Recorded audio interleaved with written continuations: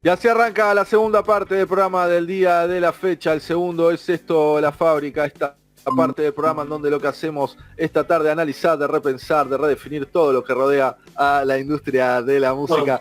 Y para hacerlo nos nutrimos de diferentes diálogos. Para eso hemos hablado con productores musicales, con organizadores de festivales, con un montón de personas. Y hoy nos vamos a hablar con los amigos de No Culture que ya están conectados con nosotros. Hi, hello, how are you? We're sideways, okay. Let me fix that for you. We are live, but we only transmit the sound, so don't worry about the camera. Okay. The camera is for us. The camera is for us. Okay, awesome. Then we'll do this. Yeah, you don't be crazy about that. Okay, are you listening me good? Yes. Yes. Bueno, nosotros los escuchamos perfectamente, nos escuchan bien. Okay, my friends, this is what we're gonna do. I'm gonna leave you with Raulo. He's gonna make you the same question we make all bands from all parts of the world we interview. And later we're gonna talk about the present of No Culture, okay? Okay. Excelente. Bueno, Raulo, ya te los ablandé, te los preparé. Ahora decirles que es un placer hablar con ellos y todas esas cosas que te gusta decir a vos y arranquemos la nota. Grandes bandas, muy bueno. Thanks for your time. It's incredible to speak with you. We are going to start with the interview. So please tell us your full name, where are you from, and how old are you? I am Joseph Scott. I am from Alabama. I guess we're all from Coleman. And I am 35. I'm Day Scott. I'm also from Coleman, Alabama, and I'm 27. Hello, I'm Cody Parson, 35, also same place, Coleman. My name is Dalton Bright. I am 26, and I'm also from Coleman, Alabama. 26, okay. I'm over 40, so everything is okay now. So, no problem with that. Sí.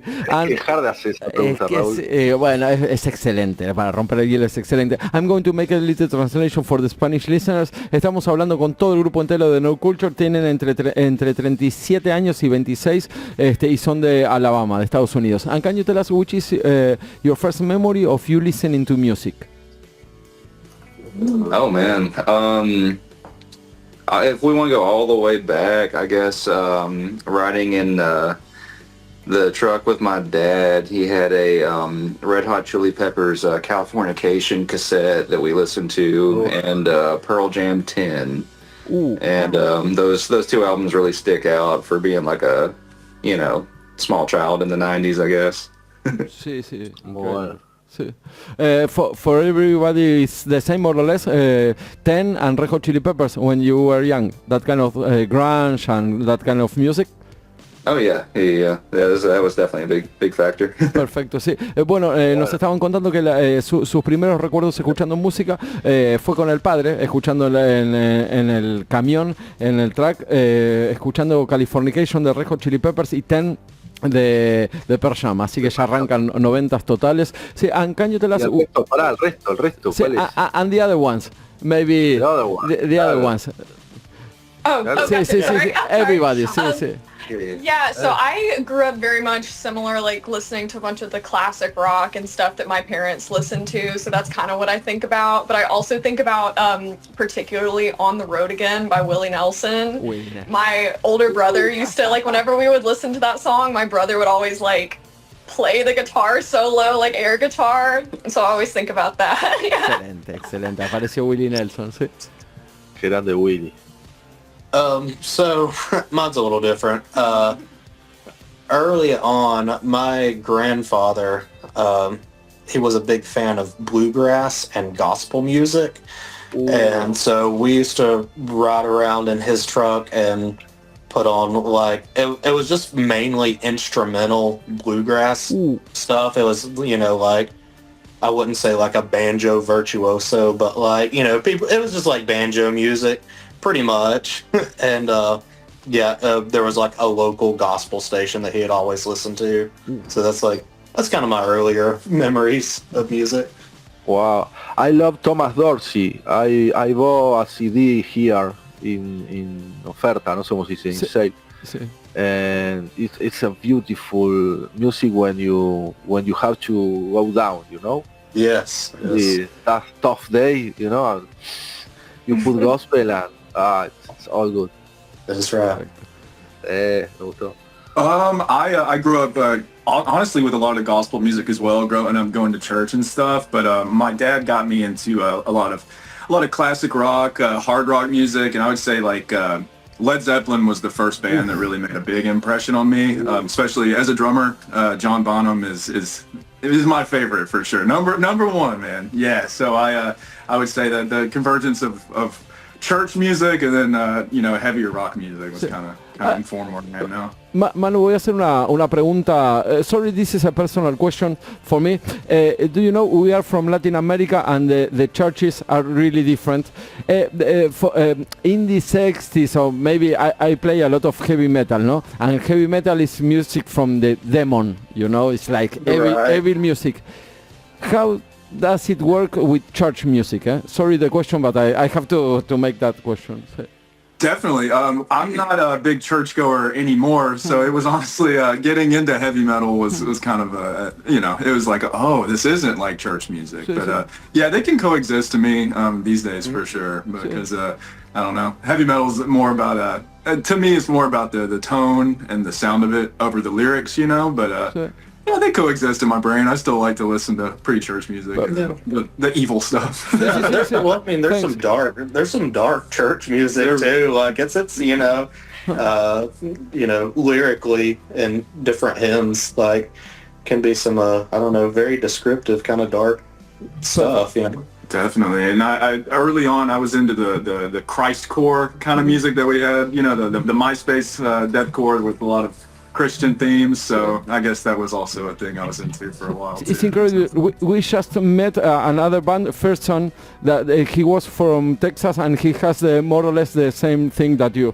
See, perfect. It's incredible to meet people like that. See, it's really different for us. Muy bueno, la verdad. Thanks for the explanation. See, Manu. I wanna say thank you to the camera director. It's going Muy bueno, impecable. Muy bueno, thanks for the explanation. And can you tell us, are there any places to study music for free, or you always have to pay in your region? I'm not sure I understand. Well, Can you repeat the question? If you when you want to study music, you have to pay, or you can study music for free in the school, in that kind of things.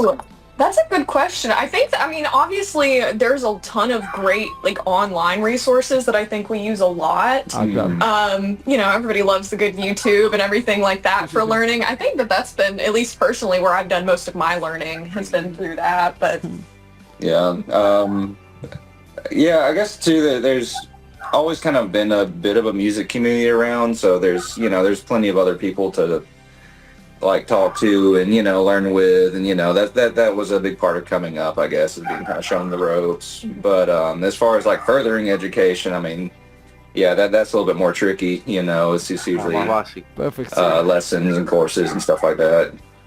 Yeah, I think if you wanted to study it for a career, to go to college or something, then that would definitely, tuition for college in America is not very cheap, so yeah. Muy bueno. I understand. Muy bueno, sí. I love that.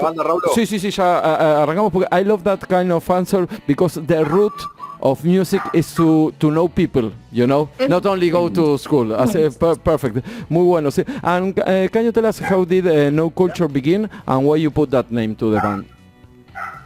Yeah, so we've been around for, I guess, going on 3 years now, and really, I think it was just we thought the name sounded cool. It didn't have a particular meaning at the time. We just thought it sounded neat, but I don't know. I was kind of thinking about that on the drive over, and I don't.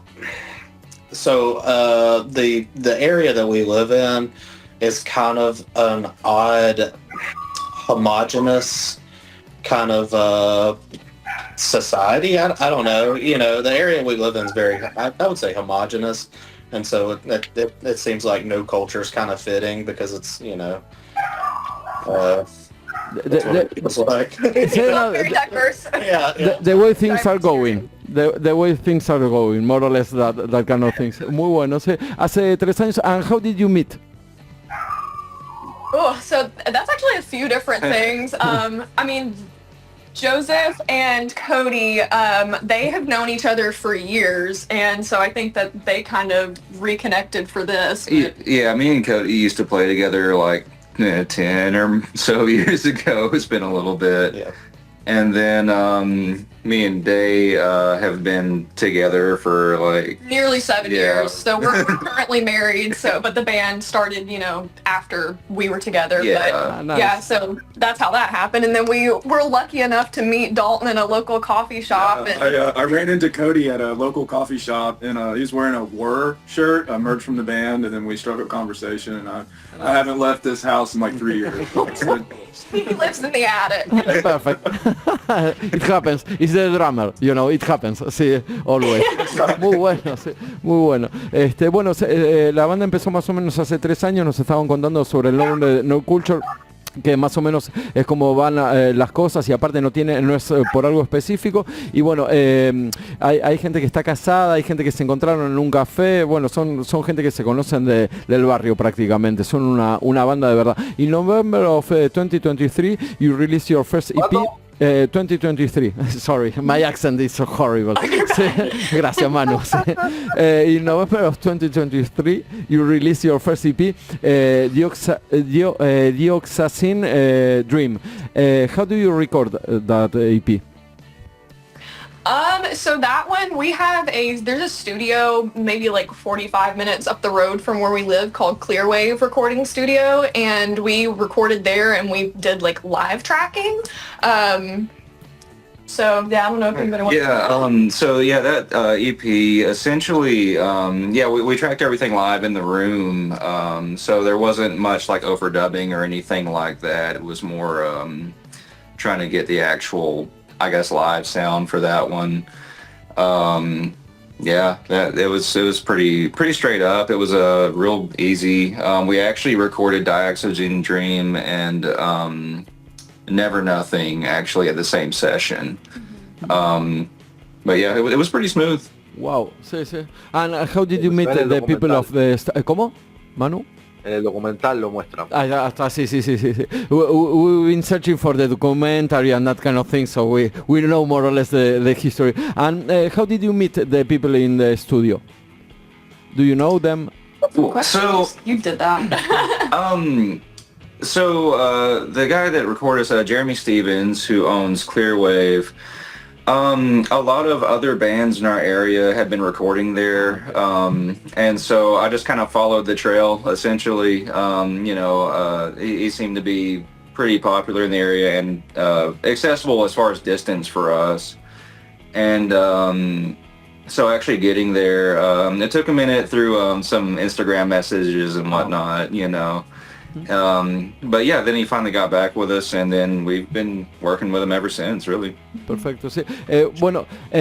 Son las cosas, Manu, yo también pregunto este tipo de cosas para las bandas que nos escuchan, que realmente hay cosas, se contactaron con un Clearwave Studio, se llama, donde estaban trabajando para las grabaciones, y es un estudio en donde que queda 45 minutos de donde viven ellos, y es a donde más o menos las bandas del pueblo, de la zona se acercan, y se contactaron por Instagram, o sea, estuvieron haciendo ida y vuelta por Instagram con el estudio. Muy y finalmente estudio. Sí, ¿lo estás mirando? Sí. No, lo vi ayer cuando sí. la cosa. Manu was checking for the studio. So, muy bueno, sí, lindo A estudio. lot of pedals. I love that kind of pedals, and you use a lot, no? I'm sorry? In the studio you have a lot of pedals. I saw the guitar player playing with a lot of pedals and that kind of stuff. I'm a guitarist too, and I love that kind of stuff. I want to talk about the sound of the guitar. Do you use a lot of that pedals in the studio or not? How many pedals do we use in the studio? Things like Sorry for my English. No, you're fine. You're good. So on that first session, we use the pedals that we would like normally use live. I guess in like later sessions, would take a lot of like extra pedals. Like we have like an entire pile of them over there. We've never counted, but it's it's got to be close to like 70 pedals that we have in between all of us, you know. Got to be. So yeah, I don't know. We like chopping it up and, you know, kind of really experimenting with that.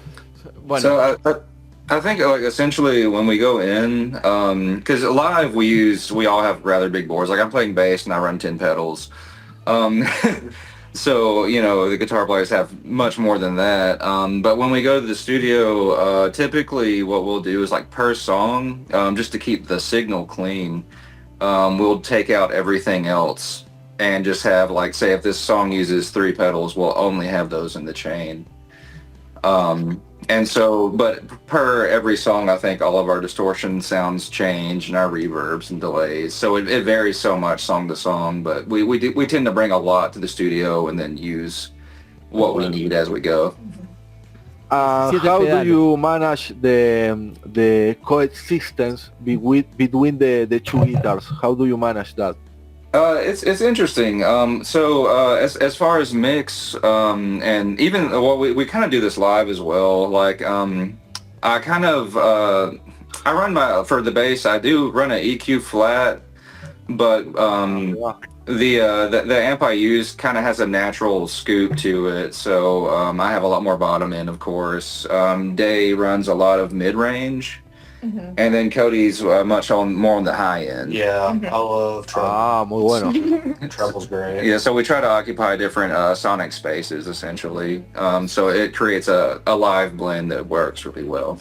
Muy bueno, ahí está la explicación, Manu. 17 pedales tienen, usan un montón y van viendo y van experimentando un montón con el sonido. Nos cuenta, bueno, que tienen un montón de capas de sonido y aparte tratan cada uno de tener una frecuencia específica y manejarse en ese rango, y así es como se van mezclando. Tienen un sonido súper particular, está bueno. ¿Alguna otra pregunta de audio? No, mandale. Es que quedó muy bueno.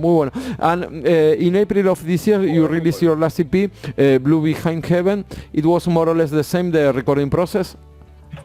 So Very different on this one, actually. yeah, okay. so I mean, we did get we did a live. We initially, I think, really did kind of a live scratch track for it all, and then kind of went back and layered and overdubbed where we needed to. So it was kind of a hybrid between, like, you know, recording individual tracks and recording live. Mm-hmm. Yeah.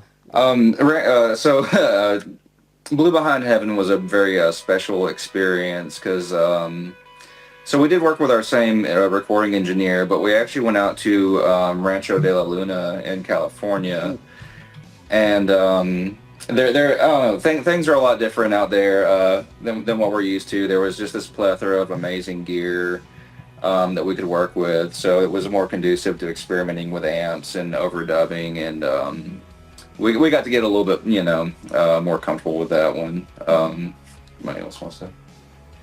Yeah, that was a I feel like I can speak for everybody here too, because that was a special experience, in particular because we're all big fans of the music that has come out of, you know, Joshua Tree and then the high desert scene. So like Eagles of Death Metal, Queens of the Stone Age, Caius, like all these bands that have really, I feel like, influenced our sound as individual musicians and as a whole band. It was just really cool to be at Rancho de la Luna and like getting to work on our music, but getting to experiment with gear that a lot of these people had gotten a chance to play. And the owner of the studio and the main producer, Dave Ketching of Earthlings, and used to play with Eagles of Death Metal, one of the nicest people I've ever met. So that was just a great experience, and I think about it pretty much every day. Wow. Wow. Beautiful. See, and the impression when you get there, you feel like small, or you feel like I'm going to break everything here? It was such a welcoming experience, you know, because we went in a little intimidated because it's like, this is a legendary place. And then Dave came out and he was the absolute nicest, most welcoming person. And so we felt right at home very quickly. And so he had, throughout the recording process, he would recommend amps and gear, and like he would kind of like help guide us through just experimenting and just making the most of it. So, you know, like we wound up recording very loud, which is kind of a thing out there, I feel like. part of the culture, you know. Sí, increíble. Bueno, Manu, nos estaban contando que tuvieron la oportunidad de grabar en un Rancho de la Luna, en donde grabaron bandas como Joshua Tree, Queens of the Stone Age, Caius, increíble, y nos estaban contando un poco de la experiencia de lo que fue grabar ahí. Se asombraron, o sea, no estaban tan asombrados porque ya estaban medio preparados de llegar y tener la oportunidad de tocar los instrumentos y las cosas que estaban ahí, que fueron también usados por las bandas que nombré recién. Dice que la experiencia fue muy buena porque la gente que los recibió, el productor también fue súper amable, muy amable, así que no tuvieron ningún problema. Y bueno, más que nada la situación de estar ahí, la verdad que les gustó mucho y fueron súper amables todos, así que tremendo. Bueno, sí, beautiful experience. Nice. Very much. Wow, sí, muy bueno. Can you tell us where do you have the inspirations from the lyrics? Where does it come from? I think it kind of depends from song to song, of course, and that's something that, like, because I'll be honest, like, this is my first experience in a band and really creating a lot of music, and so it's been something that I've been developing the more writing we do, of course. But a lot of it, I will say, like, it comes from intrinsic feelings and really working through dealing with depression and anxiety and growing up and feeling like, I don't know, just struggling with life in general, and I think that a lot of the lyrics do stem from that and trying to process my own emotions in a way that I think and hope other people could relate to if they, read the lyrics, because you can't understand them a lot. But like, no, it's okay. Yeah. And how do you feel when people talk about your music? Oh, I mean, it's amazing. I think because I think, a lot of times we're writing stuff that we like and to express ourselves, and so I think whenever you meet somebody else that can relate to it, or they also enjoy your self-expression in a way and can connect through that, like, I think that's a beautiful thing. Anybody else want to add to that? No, okay. That was perfect. Sí. No, muy bueno todo lo que nos estaban contando, Manu, que le pregunté por la inspiración de dónde viene cuando van a escribir, y dice, bueno, que son cosas más que nada emociones que ellos quieren transmitir, cosas también como problemas como el de la ansiedad, el de la depresión, y que yo le pregunté también qué siente cuando la gente habla de sus letras. Y dice que se siente bien porque son cosas que son auténticos, o sea, son transparentes, son cosas que ellos quieren decir y que les sale de esa manera, y se encuentran muy bien cuando la gente habla de eso, y se sienten, cuando empatizan con la música, ellos se ponen contentos. ¿Sí? ¿Tenías algo? No, mandale, Rolo. Sí, mandale. dale, vamos. 3 more questions. It's really a pleasure to meet you and the experience that you're saying they are really crazy. Can you tell us something about the Alabama music scene? How do you feel about that? It's a mixed bag. I feel like most, especially in our more urban areas like Birmingham, I feel like it's more of just like throughout America, pretty much every city we go to is kind of very heavy and hardcore. Like, that's very popular. Once you get outside of that, there's small facets of alternative scene. Alabama's interesting though, because it's I feel like we kind of are starved a little bit more here than other states as far as live music. Because if we just go, 1 or 2 states over to, Tennessee or Louisiana, or, where there's some really hot music scenes that are nearby, but the bleed over here is interesting. That being said, there are some fantastic bands from around here, though. Mm-hmm. Muy bueno. Sorry, the question, why do you think that the music is more aggressive in another places? You tell that is something that surprised me, that you feel that the music is more aggressive, is more heavy and hardcore in other places. Why do you feel that's happened? I think a big part of that's the political state of the country, especially political and economic. We're in a very strange spot these days, and I feel like, especially in urban areas, it's more conducive to kids being angry. I think everyone, actually, to be fair. Sí. Perfect. We've been talking with Manu a lot of time because we think that the political issues are really not well, the artists make things, no, about that. Perfect. You agree with that? Nice. Oh, definitely.